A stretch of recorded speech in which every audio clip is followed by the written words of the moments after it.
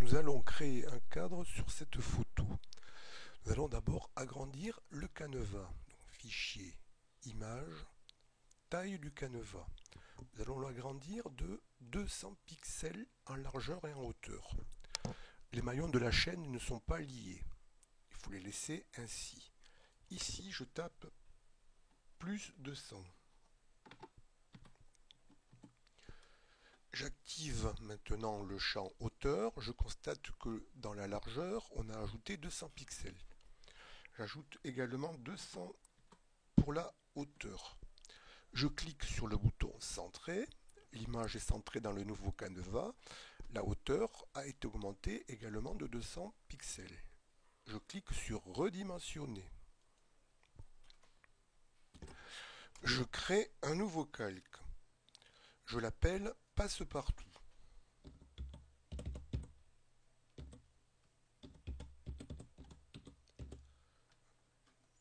Je valide. Ce nouveau calque, je le mets au bas de la pile. Donc je clique ici sur cette flèche. Je remplis le calque passe-partout de blanc. Donc j'active l'outil de remplissage.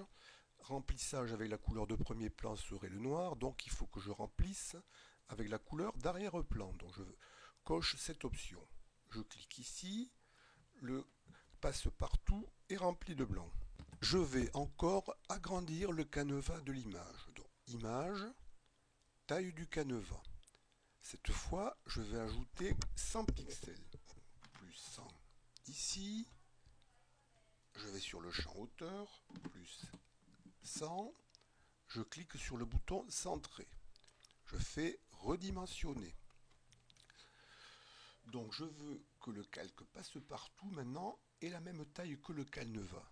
Donc je vais faire calque, calque aux dimensions de l'image.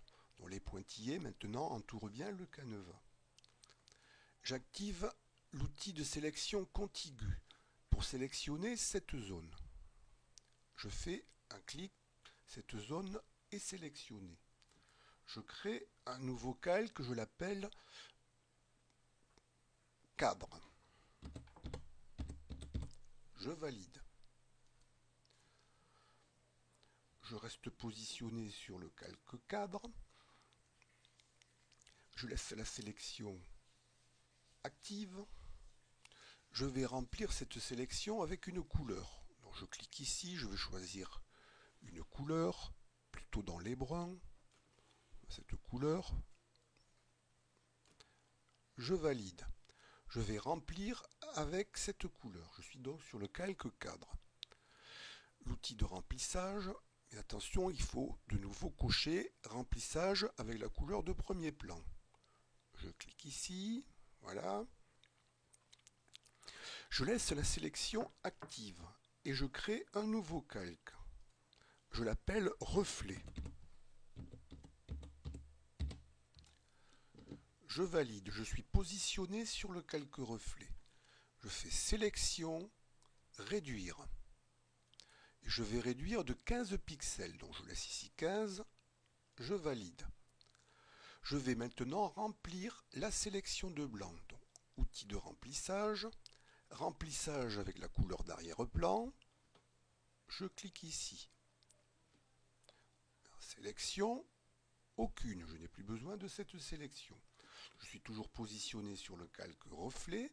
Je vais appliquer un flou. Filtre, flou, flou gaussien. Donc j'applique un flou de 25 pixels qui est déjà activé ici.